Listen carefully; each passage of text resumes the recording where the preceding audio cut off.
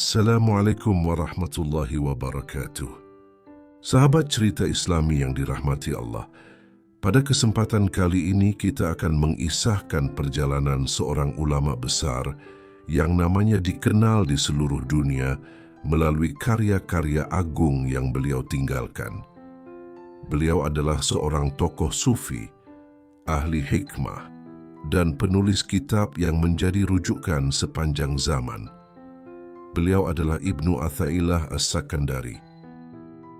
Sebelum kita melanjutkan kisah ini, mari bersama-sama memperbanyak salawat kepada junjungan kita, Nabi Muhammad sallallahu alaihi wasallam.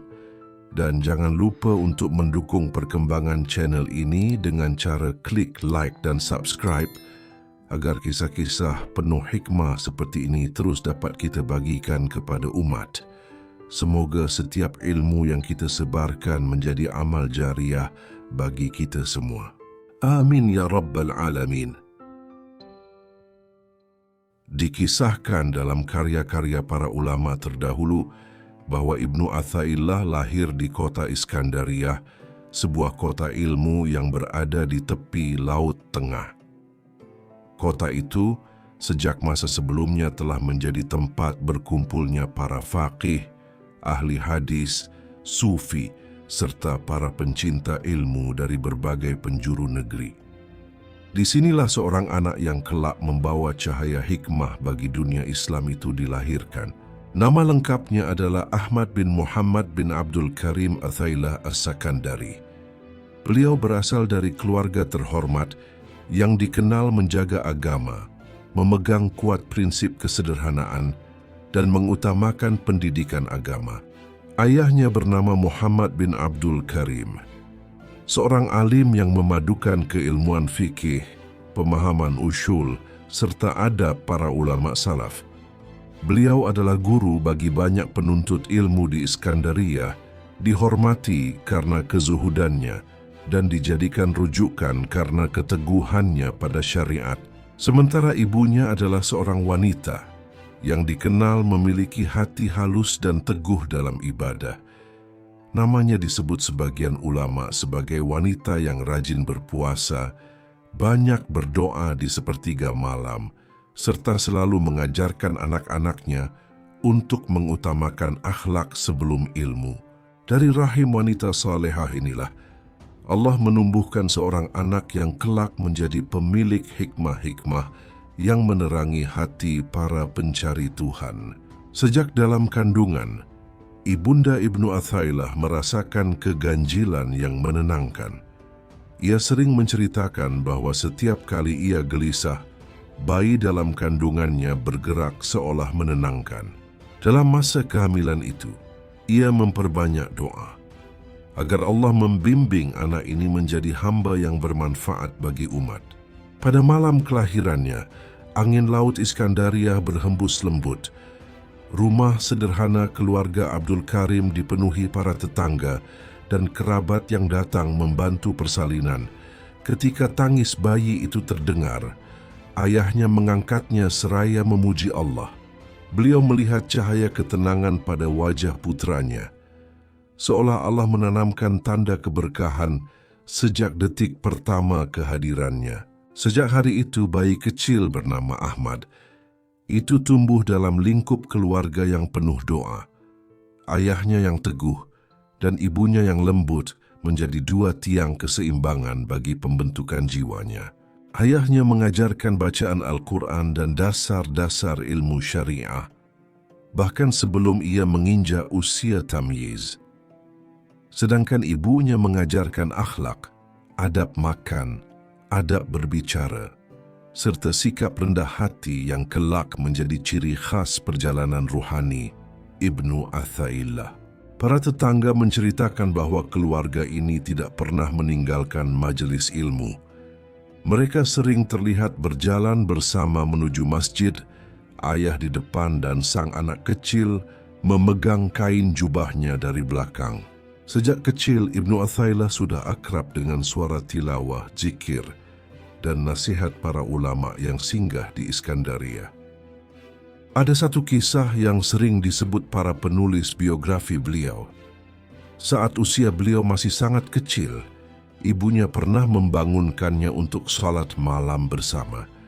Meskipun usianya belum pantas untuk diwajibkan bangun malam, namun anak itu bangkit tanpa keluhan. Matanya yang masih mengantuk tampak penuh ketenangan ketika mendengar ibunya membaca surat-surat pendek dalam sholat. Dari momen-momen seperti inilah kelembutan batinnya terbentuk. Keluarga Abdul Karim bukan keluarga kaya, tetapi kaya dengan iman dan pendidikan. Ayahnya sangat berhati-hati dalam memberi makanan kepada anak-anaknya, memastikan hanya yang halal dan bersih yang masuk ke tubuh mereka. Ia sering berkata, "Barang siapa ingin anaknya menjadi ahli ilmu, maka pastikan rezekinya bersih sejak kecil." Kalimat ini kelak diakui Ibnu Athaillah sebagai salah satu rahasia mengapa Allah membukakan baginya pintu hikmah begitu luas. Kelahiran dan masa kecil Ibnu Athaillah bukan hanya bagian dari sejarah seorang ulama, tetapi gambaran bagaimana Allah menyiapkan seorang hamba untuk tugas besar. Dari ayah yang tegas, ia belajar disiplin ilmu. Dari ibu yang lembut, ia belajar ketundukan dan adab. Dari lingkungan Iskandariyah yang penuh cahaya ilmu, ia belajar mengenal dunia para ulama yang hidup untuk akhirat. Ketika Ibnu Athaillah mulai beranjak remaja dan kemudian memasuki masa mudanya, Iskandariyah tengah berada pada masa keemasan ilmu. Para ulama datang silih berganti, membawa berbagai disiplin keilmuan dari penjuru negeri. Suasana penuh semangat intelektual itu membentuk dirinya menjadi seorang pemuda yang sangat mencintai ilmu syariat. Ia tumbuh menjadi orang yang tekun, rajin belajar, dan menghafal berbagai cabang ilmu agama dengan kecermatan yang mengagumkan. Sejak usia belia, beliau sudah menguasai dasar-dasar fikih Maliki, mempelajari ilmu usul, dan membaca karya-karya para ulama besar yang berisi penjelasan tentang hukum-hukum lahiriah. Ia mendalami ilmu bahasa Arab, balaghah, dan membaca kitab-kitab tafsir. Dengan kecerdasan dan ketekunannya, ia menjadi pemuda yang disegani di kalangan penuntut ilmu. Namun pada masa muda inilah muncul sebuah karakter yang kelak menjadi titik perubahan dalam hidupnya. Ibnu Athaillah pada saat itu memandang tasawuf dengan sikap yang dingin. Baginya para sufi terlalu banyak berbicara tentang hati, cahaya, hal-hal gaib, dan ungkapan simbolik yang sulit dipahami akal. Ia menilai bahwa jalan mereka tidak sekuat jalan para ahli fikih yang berbicara jelas berdasarkan dalil. Ia bahkan pernah berkata kepada sahabat-sahabatnya bahwa ia tidak menyukai cara para sufi yang banyak bertumpu pada dzauq, rasa, dan pengalaman ruhani tanpa penjelasan rasional yang menurutnya kuat. Sikap itu bukan muncul dari kesombongan, tetapi dari kecintaannya pada ilmu lahiriah. Ia takut tersesat jika memasuki jalan yang tidak dipahaminya. Karena itu, ia menutup dirinya dari majelis para sufi. Ia lebih memilih duduk di halaqah para faqih, mengkaji kitab-kitab tebal, dan bertanya tentang hukum-hukum syariat yang rumit. Banyak murid lain mengakui bahwa pada masa itu Ibnu Athaillah belum mengenal kehalusan dunia batin. Namun Allah telah menyiapkan sesuatu di balik semua itu. Suatu hari, ketika ia menyaksikan sebagian orang sufi berbicara tentang keagungan tawakal dan kehadiran hati dalam ibadah, ia merasa kesulitan memahami maksud mereka. Ia beranggapan bahwa semua itu tidak lebih dari angan-angan yang diciptakan oleh orang-orang yang menghindari disiplin ilmu. Dalam hatinya tumbuh rasa ingin membuktikan kelemahan pendapat mereka. Maka ketika ia mendengar kabar tentang seorang guru besar tasawuf yang hadir di Iskandariyah, yaitu Syekh Abu Al-Abbas Al-Mursi, ia bertekad untuk mendatanginya bukan sebagai murid, tetapi sebagai penyanggah. Pada masa itu, Syekh Abu Al-Abbas Al-Mursi dikenal sebagai pewaris ruhani dari Syekh Abu Hasan Asy-Syadzili. Majelisnya dipenuhi para ulama, para penuntut ilmu, dan orang awam yang datang mencari ketenangan batin. Tetapi bagi Ibnu Athaillah, semua itu tidak menarik. Ia ingin menguji ajaran sang guru sufi, mengukur kedalaman ilmunya, dan melihat apakah tasawuf benar-benar memiliki dasar yang kuat atau hanya ucapan-ucapan yang tidak berakar. Dengan niat itu, ia mendatangi majelis sang syekh. Namun inilah momen yang mengubah arah hidupnya. Ketika ia memasuki ruangan dan duduk di hadapan Syekh Al-Mursi, seluruh keberaniannya seakan lenyap. Hatinya bergetar tanpa sebab. Ia melihat wajah sang guru yang penuh ketenangan dan di dadanya muncul rasa hormat yang tidak bisa dijelaskan. Setiap kata yang keluar dari lisan Syekh Al-Mursi terasa seolah berbicara langsung kepada dirinya. Bukan hanya menjawab pertanyaannya, tetapi juga menyingkap apa yang bersemayam di balik pertanyaan itu. Syekh Al-Mursi menatapnya dan berkata, "Engkau memiliki cahaya ilmu yang besar, tetapi cahaya itu tertutup oleh keyakinanmu pada dirimu sendiri. Jika engkau mau, Allah akan membukakan pintu yang tidak akan pernah engkau temukan dalam kitab manapun." Ucapan itu menembus dada Ibnu Athaillah seperti sesuatu yang sudah lama ia cari. Pada saat itu, ia tidak mampu membantah. Ia pulang dengan hati yang bergetar, merasakan sesuatu yang belum pernah ia alami. Kerendahan hati yang datang dari kesadaran bahwa ilmunya belum mencapai inti. Hari-hari berikutnya, ia kembali ke majelis itu. Bukan untuk berdebat, tetapi untuk mendengar. Bukan untuk menguji, tetapi untuk belajar. Sedikit demi sedikit, pandangannya terhadap tasawuf berubah. Ia mulai memahami bahwa tasawuf bukanlah meninggalkan syariat, tetapi menyempurnakannya. Bukan menolak akal, tetapi menerangi akal. Bukan melarikan diri dari dunia, tetapi menata hati agar tidak diperbudak dunia. Perubahan inilah yang menandai kebangkitan rohaninya.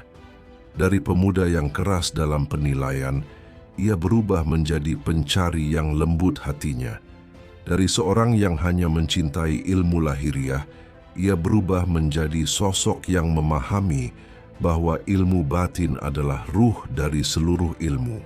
Perjalanan ini menjadi awal terbukanya pintu hikmah yang kelak memenuhi kitab Al-Hikam, menjadikannya salah satu tokoh besar dalam sejarah tasawuf. Setelah Ibnu Athaillah menjadi murid Syekh Abu Al-Abbas Al-Mursi, perjalanan ruhaninya memasuki babak baru yang sama sekali tidak pernah ia bayangkan sebelumnya.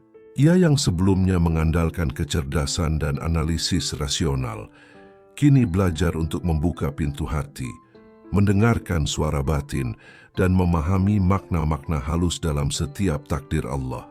Pada masa awal kebersamaannya dengan sang guru, Ibnu Athaillah mengalami pergolakan batin. Ilmu syariat yang dipelajarinya selama bertahun-tahun seolah berguncang ketika ia melihat kedalaman spiritual sang syekh. Namun setiap kali hatinya ragu, ucapan guru itu menguatkannya.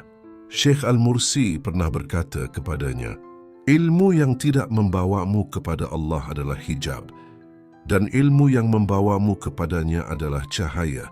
Sejak saat itu, Ibnu Athaillah mulai memahami bahwa tasawuf bukan menolak ilmu, tetapi menghidupkan ilmu dengan menghadirkan Allah dalam setiap amal. Ibnu Athaillah tidak hanya datang belajar sekali dua kali. Ia duduk di majelis gurunya setiap hari, baik pagi maupun malam. Ia mendengarkan setiap hikmah, mencatat, merenung, dan mengulangnya dalam doa panjang pada malam hari. Ia berkhidmat dengan adab murid yang penuh ketundukan, menyapu ruangan majelis, melayani tamu, hingga membawa air untuk wudhu gurunya. Ia sering mengatakan bahwa adab melayani guru lebih membentuk dirinya daripada sekadar membaca kitab. Dari pelayanan inilah hatinya dibersihkan dari rasa ujub, ria, dan kebanggaan terhadap ilmu. Pada suatu malam, Ibnu Athaillah mengalami kesedihan yang mendalam. Ia merasa hatinya gelap, tidak bisa fokus dalam zikir, dan seolah dijauhkan dari cahaya spiritual. Dalam kondisi itu, ia mendatangi gurunya. Syekh Al-Mursi memandangnya dengan penuh kasih dan berkata, "Jika Allah menutup pintu, itu karena Dia ingin engkau mengetuk. Jika Dia menjauhkanmu, itu karena Dia ingin engkau mencarinya. Dan jika engkau merasakan gelap, ketahuilah bahwa cahaya sedang disiapkan untukmu." Kalimat itu menjadi penyuluh hati Ibnu Athaillah sepanjang hidupnya. Seiring berjalannya waktu, Ibnu Athaillah mulai merasakan apa yang sering disebut para sufi sebagai inkisyaf, tersingkapnya tabir hati. Bukan dalam bentuk melihat hal-hal gaib atau kejadian luar biasa, tetapi dalam bentuk kedalaman makna, ketenangan batin, dan kehadiran Allah dalam setiap langkah. Ia pernah berkata, "Ada masa ketika aku memikirkan masalah dunia, dan tiba-tiba aku merasakan Allah menarik hatiku kembali kepadanya." Menurut banyak murid sezamannya, perubahan Ibnu Athaillah terlihat jelas. Wajahnya menjadi lebih tenang, kata-katanya menjadi lebih lembut dan penuh makna. Ia tidak lagi berdebat tentang ilmu. Ia lebih banyak menyendiri dalam zikir. Ia tidak menginginkan popularitas atau kedudukan. Semua ini adalah buah dari kedekatannya kepada gurunya dan keterikatannya kepada Allah. Syekh Al-Mursi membimbingnya dengan cara yang tidak semua murid dapat memahami. Beliau tidak menyuruh Ibnu Athaillah berpuasa berlebihan, tidak memerintahkannya meninggalkan masyarakat, dan tidak mendorongnya melakukan uzlah yang panjang. Sebaliknya, sang guru berkata, "Jadilah hamba Allah di tempat Allah menempatkanmu. Yang wajib bagimu adalah hati yang hadir, bukan tempat yang jauh." Dengan bimbingan ini, Ibnu Athaillah berlatih untuk berzikir dalam keadaan apapun. Saat mengajar fikih, ia berzikir. Saat berjalan di pasar, hatinya berzikir. Saat berbicara dengan murid, ia tetap sadar kepada Allah. Ia memahami bahwa hakikat perjalanan ruhani bukan sekadar meninggalkan dunia, tetapi mengosongkan hati dari selain Allah, walaupun tubuh berada di dalam dunia. Setelah melalui masa panjang pembinaan, terbitlah dari diri Ibnu Athaillah hikmah-hikmah halus yang kelak disusun menjadi kitab Al-Hikam. Hikmah-hikmah itu muncul bukan dari hasil bacaan, tetapi dari pengalaman rohani yang dalam. Di antara hikmah yang pertama kali ia ucapkan adalah, di antara tanda bergantung kepada amal adalah berkurangnya harapan ketika amal itu tidak sempurna. Hikmah ini mencerminkan perjalanan rohaninya. Dari seorang yang mengandalkan kemampuan diri, ia berubah menjadi seorang yang hanya bergantung kepada Allah. Hubungan Ibnu Athaillah dengan Syekh Al-Mursi bukan hanya hubungan antara guru dan murid, tetapi antara hati yang saling terhubung karena Allah. Ia sering menangis ketika mengingat gurunya dan mengakui bahwa seluruh perubahan dalam hidupnya adalah karena Allah menuntunnya melalui tangan sang syekh. Ia pernah berkata, "Andaikan tidak ada Abu Al-Abbas Al-Mursi, niscaya aku tidak akan mengenal jalan menuju Allah." Hal ini bukan bentuk pengultusan, tetapi bentuk syukur mendalam kepada Allah atas perantara yang membimbing jiwanya. Dikisahkan dalam riwayat para murid dan penutur kisah para wali, terdapat satu peristiwa yang sejak dahulu menjadi bahan pembicaraan para ahli hakikat, yaitu kisah ketika Ibnu Athailah menolong seorang anak perempuan yang diculik oleh bangsa jin. Peristiwa ini terjadi pada masa beliau telah matang dalam suluk dan telah menguasai berbagai makam rohani. Para murid yang hidup pada masa itu menceritakan kisah ini sebagai salah satu bentuk karomah yang diberikan Allah kepada beliau, bukan untuk memperlihatkan kehebatan manusia, tetapi sebagai bukti bahwa Allah menolong hambanya melalui para wali yang hatinya suci. Dikisahkan bahwa pada suatu hari, seorang ayah datang dalam keadaan sangat gelisah. Wajahnya pucat, bajunya acak-acakan, dan matanya sembab karena menangis. Ia mencari Ibnu Athailah dengan harapan menemukan bantuan yang tidak bisa didapatkan dari manusia biasa. Ketika ia sampai di rumah sang wali, ia langsung bersujud dan menangis di hadapan beliau, memohon agar putrinya diselamatkan. Putrinya yang masih remaja hilang secara misterius. Awalnya keluarga mengira ia hanya pergi ke rumah kerabat, namun hingga malam berganti menjadi pagi tidak ada satu pun yang melihatnya. Penduduk kampung mulai berkata bahwa gadis itu bukan diculik manusia, tetapi diambil oleh makhluk halus yang sering mengganggu wilayah tersebut. Ibnu Athailah mendengarkan keluhan ayah itu dengan penuh perhatian. Beliau tidak tergesa, tidak pula menunjukkan wajah terkejut. Beliau hanya memejamkan mata sejenak, seolah menembus tabir yang menutupi dunia yang tak terlihat. Setelah beberapa saat beliau mengangkat wajah dan berkata dengan lembut, "Anakmu tidak hilang. Ia dibawa oleh makhluk dari golongan jin yang terpikat oleh kecantikannya. Tetapi dengan izin Allah, ia akan kembali."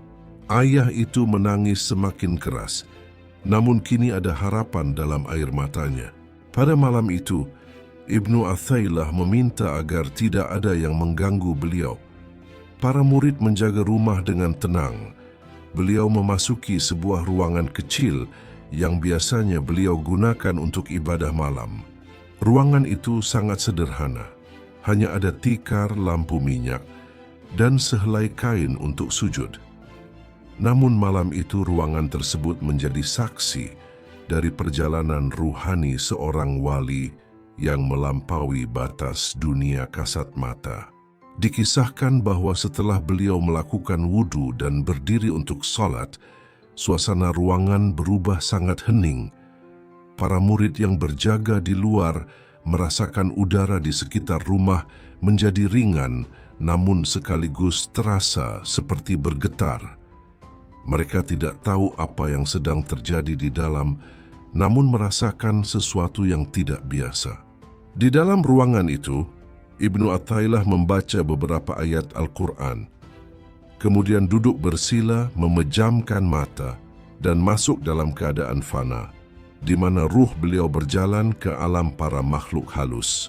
Para ulama menyebut keadaan ini sebagai tanazzul ruhani, penurunan ruh kepada suatu keadaan yang tidak bisa dicapai manusia biasa tanpa izin Allah. Dalam perjalanan itu, beliau terlihat masuk ke sebuah lembah halus yang bukan dunia manusia. Di sana cahaya dan bayangan bercampur menjadi satu dan suara angin terdengar namun tidak menggerakkan apapun. Di tempat itulah beliau melihat sebuah istana aneh yang tidak terbuat dari batu, tetapi dari cahaya yang redup. Di dalam istana itu, gadis yang hilang duduk ketakutan, sementara di hadapannya berdiri makhluk dari bangsa jin yang berwujud seperti manusia tinggi besar, namun bermata tajam dan bersinar. Jin itu jatuh cinta kepada gadis tersebut dan berniat menjadikannya istri. Ia mengurungnya, menganggap gadis itu sebagai takdir yang dikirimkan untuknya. Ketika kehadiran Ibnu Athailah memasuki alam tersebut, jin itu langsung berbalik dan tubuhnya gemetar. Cahaya yang menyertai sang wali begitu kuat, hingga jin itu seolah terikat tanpa dapat bergerak. Dengan suara yang tenang namun tegas, Ibnu Athaillah berkata, "Engkau mengambil sesuatu yang bukan milikmu. Pulangkan ia kepada keluarganya. Ketahuilah bahwa Allah tidak meridai kezaliman sekalipun dilakukan oleh bangsa jin." Jin itu menunduk, tubuhnya mulai mengecil, dan wujudnya berubah dari menakutkan menjadi seperti manusia biasa.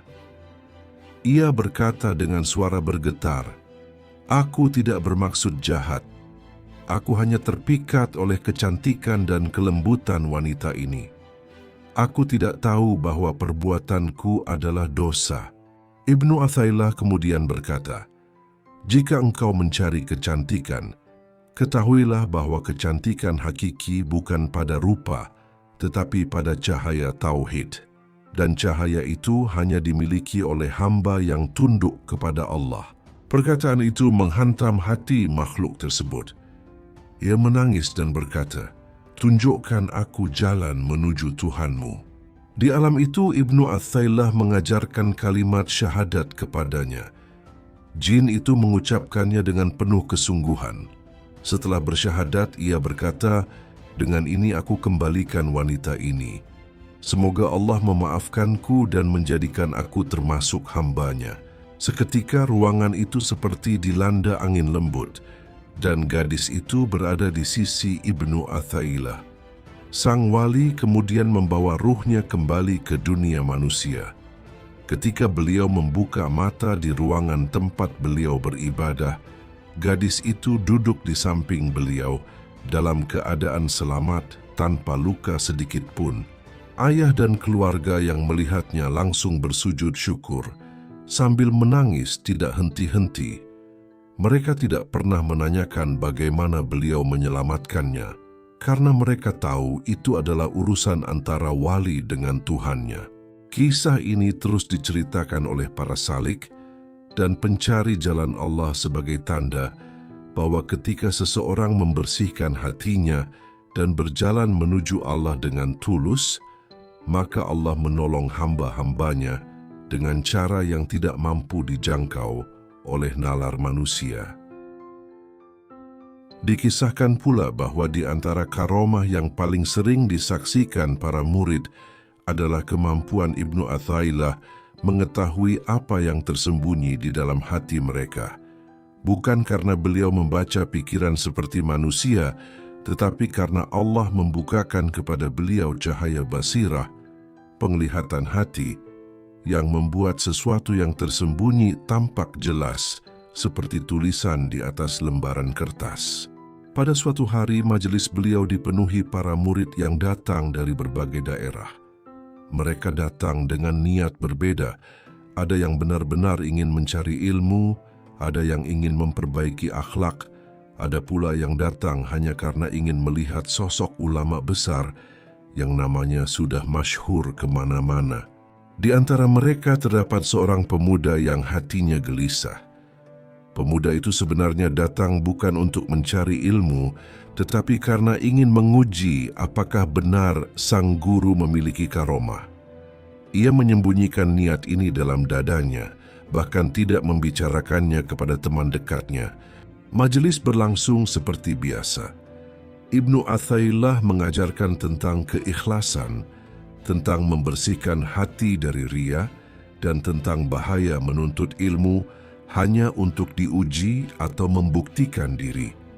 Setiap kalimat yang keluar dari mulut beliau seolah menghantam langsung dada pemuda itu. Ia mulai berkeringat. Ia merasa seakan semua kata sedang diarahkan tepat kepadanya. Namun beliau tidak menatap pemuda itu. Beliau hanya berbicara seperti biasa, tetapi setiap kata terasa seperti menyingkap isi hati pemuda tersebut. Setelah majelis selesai, para murid berbaris mencium tangan beliau. Ketika pemuda itu maju, Ibnu Athaillah memegang tangannya sejenak. Beliau menatap matanya dan berkata dengan suara yang begitu lembut namun tajam, "Wahai anakku, ilmu tidak untuk menguji, tetapi untuk menghidupkan hati. Jika engkau datang untuk membuktikan, maka engkau akan kembali dengan tangan kosong. Tetapi jika engkau datang untuk mencari kebenaran, maka Allah akan membukakan pintu yang tidak pernah engkau bayangkan." Pemuda itu tersentak. Ia tidak pernah mengatakan apapun kepada beliau. Tidak satu pun murid lain tahu isi hatinya. Tetapi kata-kata itu tepat seperti yang disembunyikannya. Pemuda itu pun menangis. Ia jatuh berlutut di hadapan gurunya dan berkata, "Guru, aku datang dengan hati yang salah. Ampunilah aku." Ibnu Athaillah mengangkat wajahnya dengan lembut dan berkata, "Kami tidak membuka aib. Yang kami lakukan hanyalah mengetuk pintu hatimu agar engkau kembali kepadanya.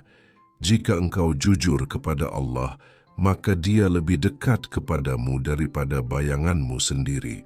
Sejak hari itu, pemuda itu berubah menjadi salah satu murid yang paling tekun. Ia sering berkata kepada teman-temannya bahwa satu kalimat dari sang guru mampu mengubah perjalanan hidupnya lebih dari ribuan pelajaran di tempat lain. Latar belakang sebelum Al-Hikam lahir. Kelahiran Al-Hikam bukanlah peristiwa singkat dari pena yang sekilas menulis selembar kertas. Ia adalah buah dari perjalanan panjang seorang hamba yang menempuh ilmu syariat dan hakikat, dari pengajian yang padat hingga malam-malam sunyi penuh zikir.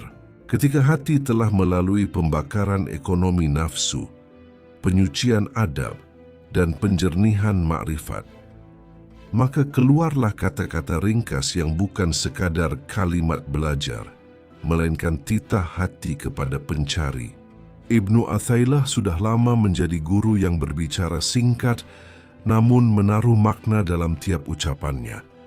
Banyak pihak yang datang bukan hanya untuk menambah pengetahuan, tetapi untuk mengalami kehadiran yang membuat dada lapang.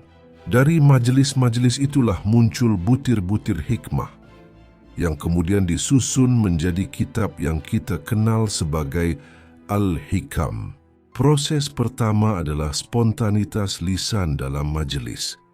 Sering sekali, ketika murid bertanya tentang satu masalah tasawuf, jawabannya bukanlah jawaban panjang-panjang dengan banyak dalil, melainkan satu ungkapan yang menusuk ke inti, sebuah kata yang membuka pintu. Murid mendengar, mencatat, dan menyebarkannya. Dari situlah banyak hikmah tersebar lisan ke lisan. Kedua, ada masa-masa uzlah dan khalwatnya, ketika ia menyendiri di tempat sepi membaca Al-Quran, berzikir dan merenung tentang makna-makna yang telah ia alami. Dalam keadaan itulah terkadang muncul ungkapan-ungkapan ringkas yang ia tuliskan pada lembaran-lembaran kecil. Tulisan ini bukan sekadar catatan intelektual, tetapi jejak pengalaman batin yang hangat, kalimat yang lahir dari keadaan ruhani. Ketiga, ada tradisi mursyid dan murid. Banyak hikmah Al-Hikam direkam oleh para murid yang hadir di majelisnya. Mereka menyalin, menjilid, dan membacakan kembali apa yang mereka dengar. Karena sifatnya yang pendek dan padat, kalimat-kalimat itu mudah diingat dan menyebar cepat. Sehingga sebelum menjadi kitab yang dibukukan, Al-Hikam lebih dahulu beredar sebagai kumpulan kata-kata yang dikonsumsi dalam majelis dan suluk. Tidak semua kalimat yang diucapkan menjadi bagian dari kitab final. Ada proses penyaringan rohani dan redaksi manusiawi. Para murid yang dipercaya mengumpulkan catatan menata butir-butir tersebut menurut tema dan tingkat kedalaman. Mereka bekerja dengan hati-hati karena materi itu bukan sekadar teori, melainkan panduan bagi salik.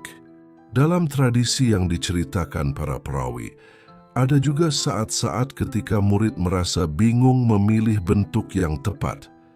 Ibnu Athaillah kadang kala menambahkan koreksi, merapikan kata, atau meminta murid menata ulang ungkapan itu agar terjaga kesederhanaan dan ketajamannya.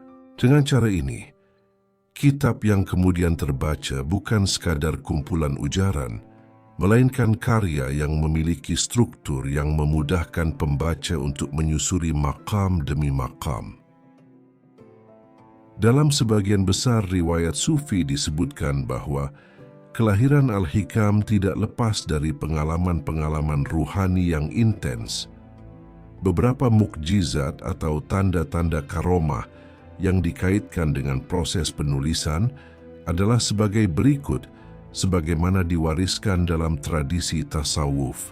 Pada beberapa malam khalwat, saat Ibnu Athaillah sedang menulis di lampu minyak, para murid di luar merasakan suasana majelis berubah menjadi amat tentram. Mereka melihat asap lampu seperti berputar halus dan cahaya di sekitar meja tulis tampak berbeda.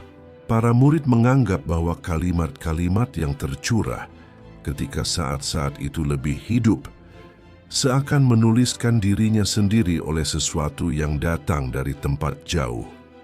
Ini dianggap tanda bahwa ilmu itu bukan sekadar pengetahuan manusia, melainkan anugerah ilahi yang menyingkap ketika hati siap menerimanya.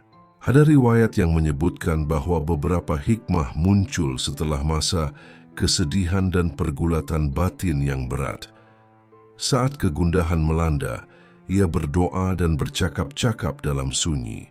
Lalu datanglah ketenangan batin yang begitu kuat, dan dari kondisi itu muncullah kalimat-kalimat singkat yang memadatkan pengalaman tersebut. Murid yang melihat perubahan wajahnya menyaksikan bagaimana tiap kata muncul seolah dibisikkan oleh cahaya. Beberapa catatan tradisi menyebut pengalaman-pengalaman mimpi dan ilham. Dalam mimpi-mimpi itu, beliau bermunajat dan menerima kedalaman makna hingga pagi hari. Beberapa kali beliau bangun lalu menulis kalimat yang sangat tajam, yang kemudian dikenang para murid sebagai kalimat malam. Para perawi menegaskan bahwa bukan mimpi biasa, melainkan pengalaman yang membawa pencerahan tentang hakikat makna.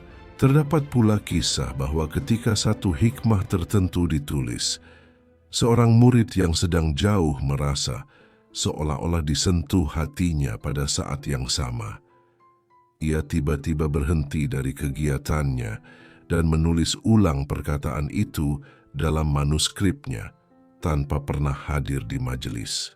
Bagi para saksi, fenomena semacam ini memperkuat keyakinan bahwa ilmu yang tersimpan di Al-Hikam memiliki dimensi kehadiran yang melampaui ruang fisik. Semua pengalaman ini muncul dalam ranah kabar tarekat dan hagiografi. Mereka disampaikan untuk menegaskan bahwa karya itu lahir dari pengalaman batin yang mendalam dan dari rahmat yang turun pada hamba yang ikhlas. Dalam kajian sejarah modern, sebagian perincian mungkin berbeda menurut periwayat.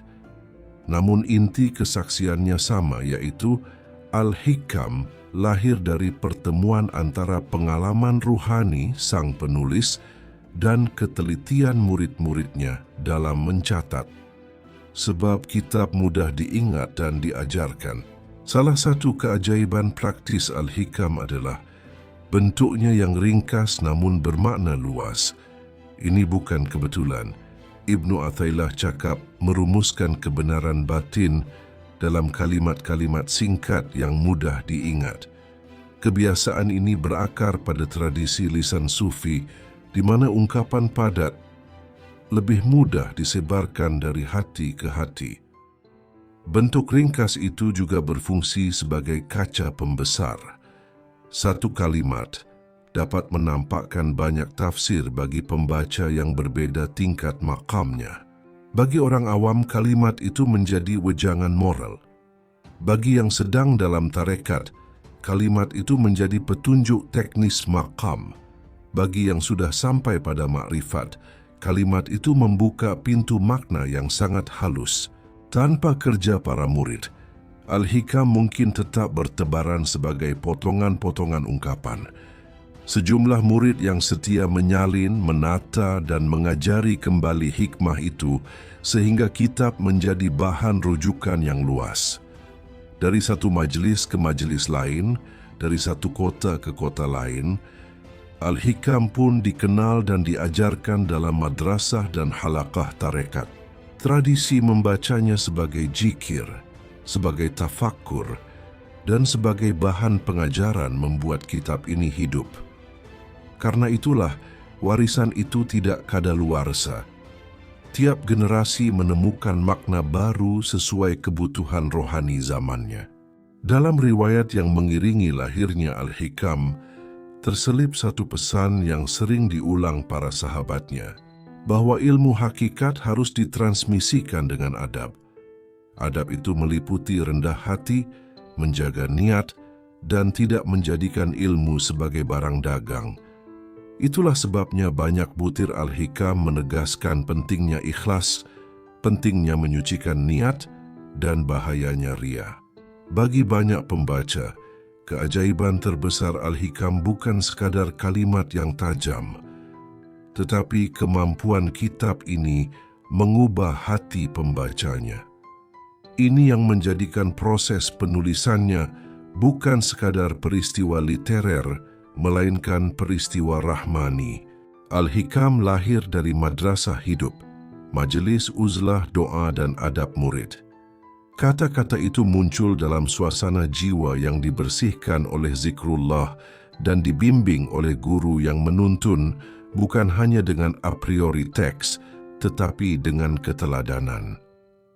Keajaiban yang mengiringi penulisan bukan dipamerkan, ia disebut untuk membimbing kita memahami bahwa ilmu hakikat adalah amanah yang turun ketika hati siap menerimanya.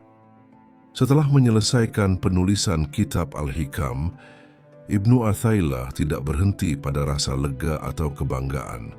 Justru sebaliknya, beliau memasuki fase baru dalam perjalanan ruhani yang lebih sunyi, lebih dalam, dan lebih syarat dengan penghambaan.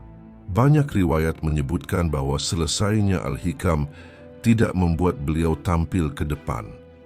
Sebagai seorang penulis besar, beliau malah semakin merendah, seakan-akan apa yang tertulis di dalam kitab itu sama sekali bukan berasal dari kecerdasannya, tetapi semata-mata limpahan ilham yang dikaruniakan oleh Allah. Beberapa murid meriwayatkan bahwa setelah penulisan itu rampung, Ibnu Athaillah memperbanyak uzlah, yakni menyendiri dalam waktu-waktu tertentu hanya untuk memperkokoh rasa ihsan di dalam hatinya. Beliau lebih banyak menghabiskan malam dengan berdiri, membaca ayat-ayat tentang keikhlasan, serta memperpanjang doa-doa yang memohon agar dirinya tidak termasuk orang yang tertipu oleh karunia ilmu. Beliau selalu berkata, ilmu tanpa penjagaan hati hanyalah tirai baru yang menutup jalan menuju Allah. Selain uzlah, Ibnu Athaillah juga memperluas pengajarannya.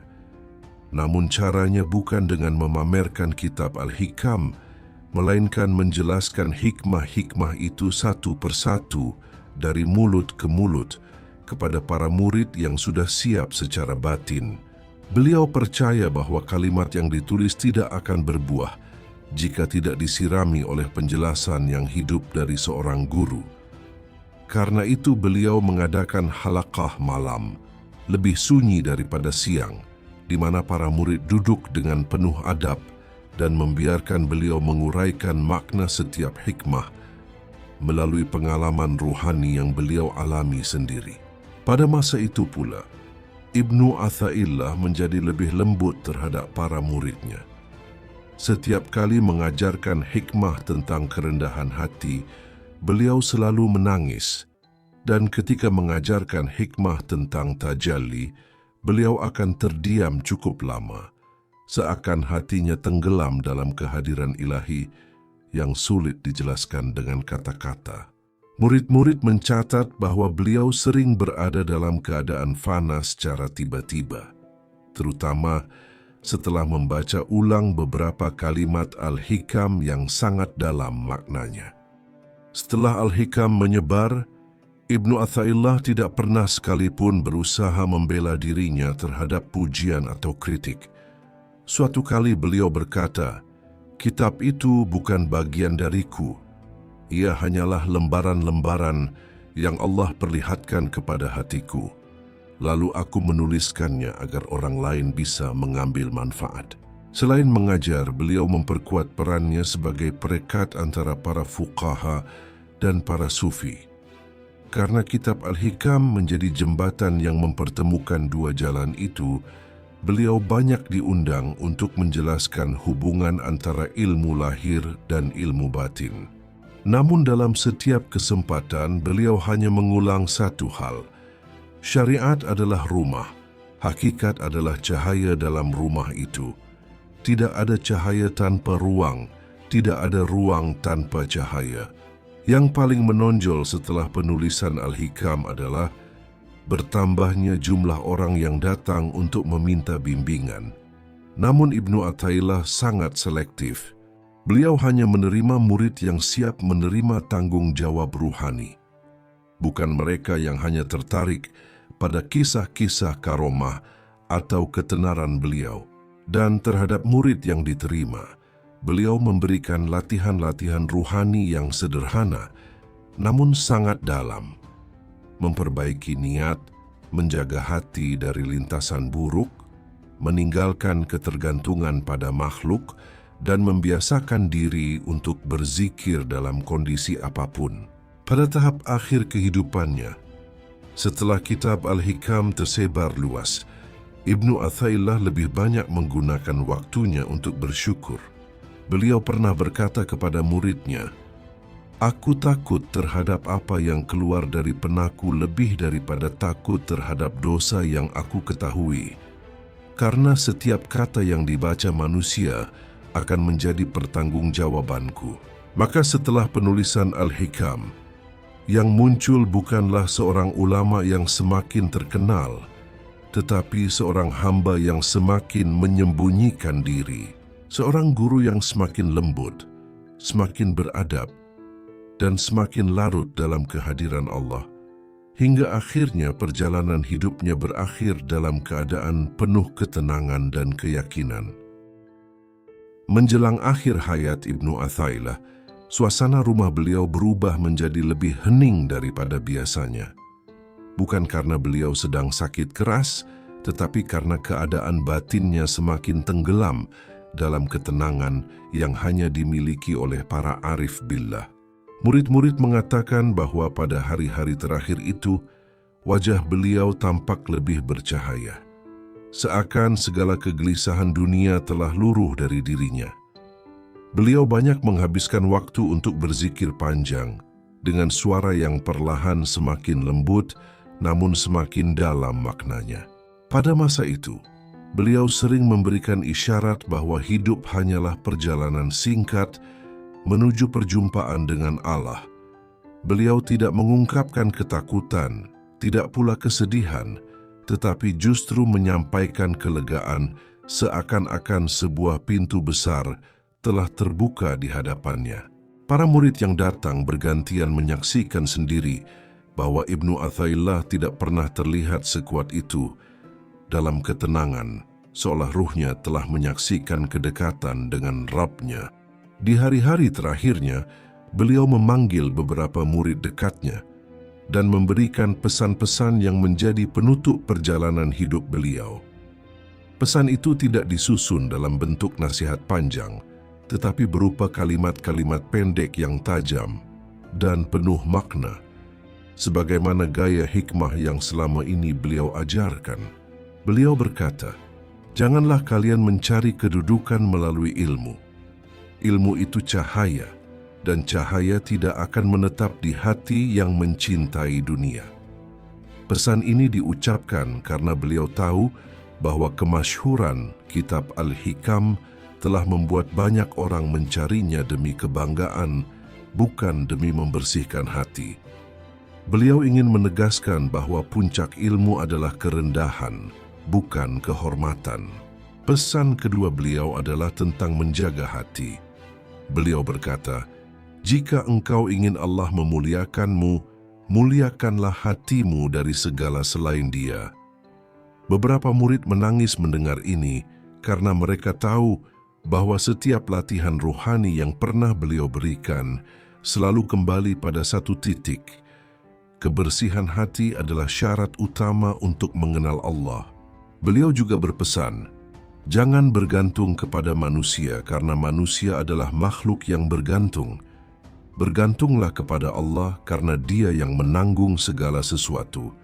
Kata-kata ini menjadi penegasan bahwa seluruh ajaran beliau tentang tauhid af'al, asma dan sifat berujung pada sikap berserah penuh dan keyakinan total kepada Allah.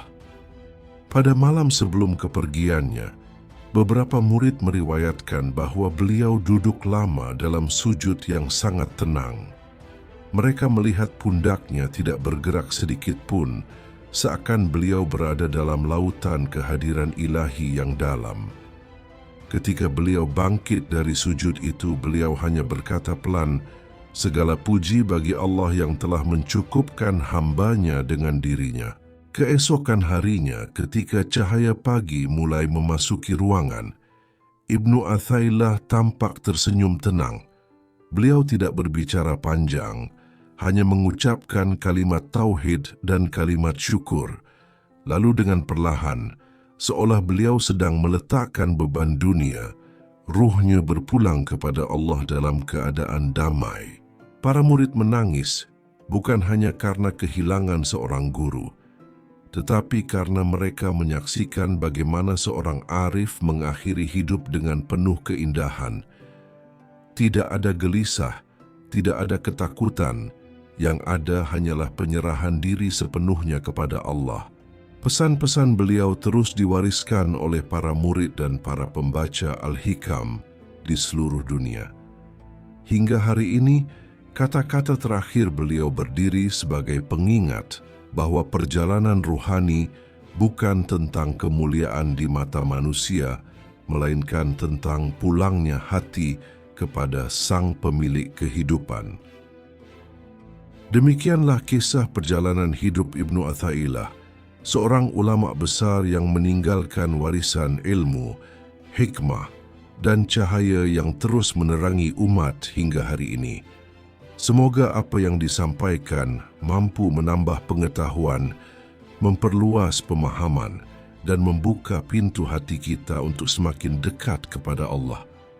Jika dalam penyampaian terdapat kekurangan, itu datang dari diri saya pribadi. Dan jika ada kebaikan atau kelebihan dalam video ini, maka semuanya datang dari Allah semata. Bagi sahabat yang ingin mendengar pembahasan tentang Al-Hikam, silakan menuju deskripsi video ini atau masuk ke playlist para sufi untuk menemukan Al-Hikam versi nasihat dan kisah karomah. Sementara untuk kajian Al-Hikam yang membahas makrifat, hakikat wujud, dan kedalaman pengenalan diri, silakan menuju playlist Makrifatullah, Mengenal Diri, lalu pilih daftar Al-Hikam Makrifat Hakikat Wujud. Terima kasih telah menyimak hingga akhir. Semoga Allah menjadikan setiap ilmu yang kita pelajari sebagai amal jariah dan penuntun di dunia serta akhirat. Saya pamit undur diri.